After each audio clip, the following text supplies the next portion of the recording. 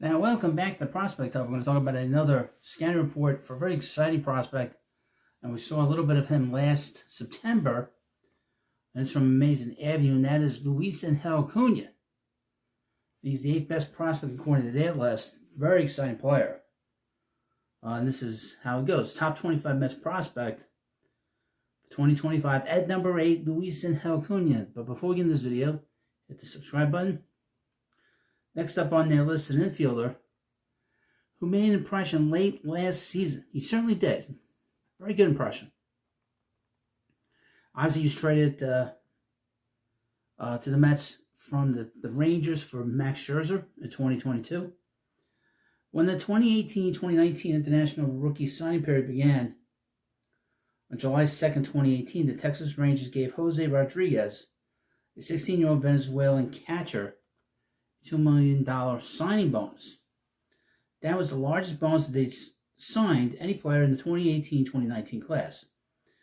With the majority of their other high-priority signings getting under $500,000, Venezuela native Luisangel Acuna found himself in that grouping when the Rangers signed him, receiving $425,000. Unlike those other international rookies the Rangers were signing, Acuna had a strong baseball bloodline. His father, Ronald Acuna,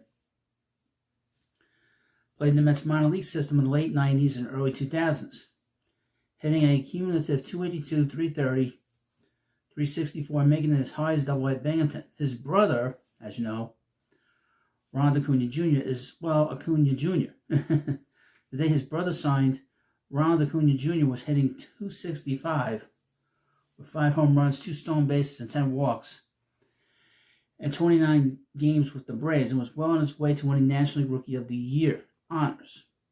Interesting. It's interesting to follow players that have family members in the majors. The Rangers assigned Acuna to their Dominican Summer League team in 2019, and the 17-year-old appeared in 51 games, had an impressive 342, 438 on-base percentage, 455 slugging percentage, in 51 games with 11 doubles, 3 triples, 2 home runs, 17 stolen bases, and 23 attempts, with 34 walks and 26 strikeouts. He, like other minor league players, missed the 2020 season because of the cancellation of the minor league season. But scouts and evaluators came away impressed watching him during the 2020 Instructional League at the end of the year. When minor league baseball returned in 21, Acuna was assigned to the Down East Wood Ducks, Texas' low-A affiliate in the low-A East. Appearing in 111 games, he hit 266 with 15 doubles, 3 triples, 12 home runs, 44 stolen bases, and 55 attempts, walking 49 times and 110 strikeouts. In 2022, the 20-year-old began his season with the Hickory Crawdads, the Rangers' high-A affiliate in the South Atlantic League. An injury caused him to miss roughly the first month of the season, but when he returned to the field, he hit like a man on a mission. From the beginning of May until the end of July, he appeared in 53 games, hit .319 with 10 doubles, 8 home runs, 28 stolen bases. At the beginning of August, he was promoted to Double-A Frisco, and ended his season there, hitting .224 in 37 games. After the season, he did yeoman's work in the Arizona Fall League and stood out to scouts and evaluators as one of the best all-around players in the league. All in all, the infielder hit .271 with 17 doubles, 2 triples, 11 home runs, 41 stolen bases, and 50 attempts. Solidifying himself not only as one of the better prospects in the Texas Rangers farm system, but one of the best in it. Now, I would mention, the Rangers have put together a very good farm system over the last 3 or 4 years, and he was a big part of that until he got traded to the Mets. Well, the infielder struggled a bit upon his promotion to Double-A Frisco in 22. That was not the case in 2023. He began the year with the Rough Riders and through 84 games hit .315, 25 doubles, 2 triples, 7 home runs, with 42 steals. On July 30th, the Mets traded Max Scherzer to the Rangers along with $35 million in cash and received Acuna in return. He was assigned to Double-A Binghamton and appeared in 37 games for the Romo Ponies, hitting .243. He had an injury scare at the end of the season, getting hit by a pitch in the head by Somerset Patriots right-hander Zach Messenger in mid-September. But left the game on his own power and he played a handful of games to end the season. All in all, Acuna appeared in 121 games for both AA teams and hit 294, 28 doubles, 2 triples, 9 home runs, 57 stolen bases, with 52 walks and 106 strikeouts. In 2024, Acuna began the season rostered with the Syracuse Mets, spent the majority of the season there, appearing in 131 games. He had 258 with 299 on base percentage, 355 slugging percentage, with 20 doubles, 6 triples, 7 home runs, 40 stolen bases, and 54 attempts. In mid-September, the Mets called him up to the Major League roster, and the 22-year-old was something of a spark plug down the stretch. He appeared in 14 games and got 39 at-bats. Had 308 with 2 doubles, a triple, 3 home runs. Over the winter, he played for the Cardenales de Lara of the Venezuela Winter League and appeared in 31 games, hitting .337 with 5 doubles, 1 triple, 3 home runs, 18 stolen bases. He was named a finalist for League Rookie of the Year, but lost out to a San Francisco Giants outfielder, which would have been nice if they wrote his name down, who hit 300. At the plate, Acuna stands square, holding his hands high, and angling his bat almost perpendicular to the ground. He uses a moderate leg kick and has a swing very reminiscent of his brother's. Unlike Ronald Acuna Jr., who has a plus hit tool and plus power, Luisangel Acuna's game seems more closely resembling their cousin, Alcides Escobar. Acuna hits the ball hard and has more raw power than his 5'8" frame would suggest.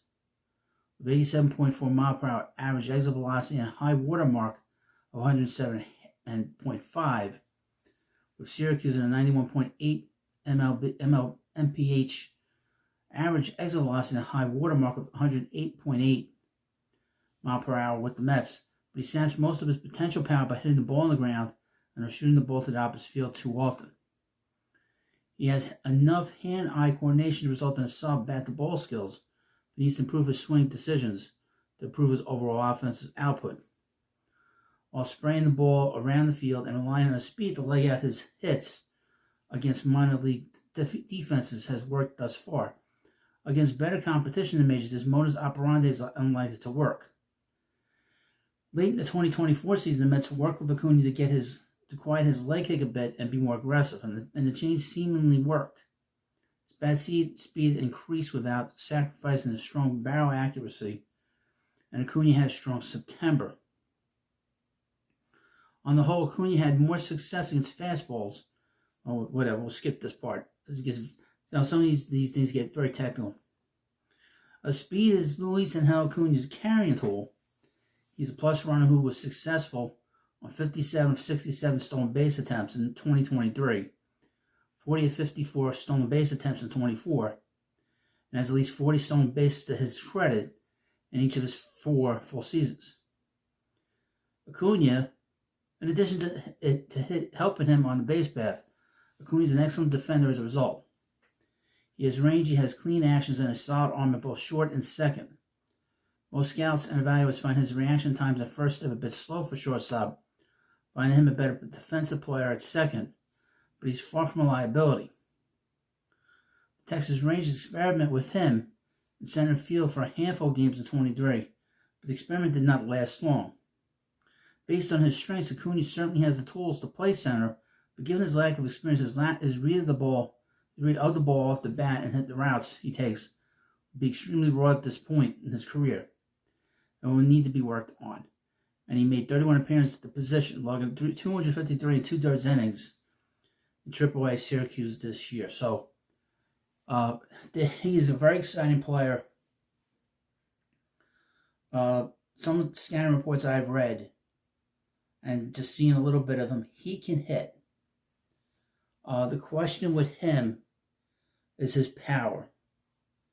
Can he be a guy that can hit the ball out of the ballpark effectively at 5'8" and be able to drive the ball to the gaps and be able to get on base enough? Those are his issues.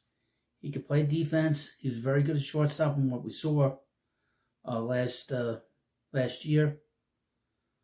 He's very fast. He's got very good speed. He's going to steal bases in the majors. He probably has the potential to steal 30 bases in baseball easily a year. The powers that they now keep him from being, he could be just an everyday player or he could be an elite player.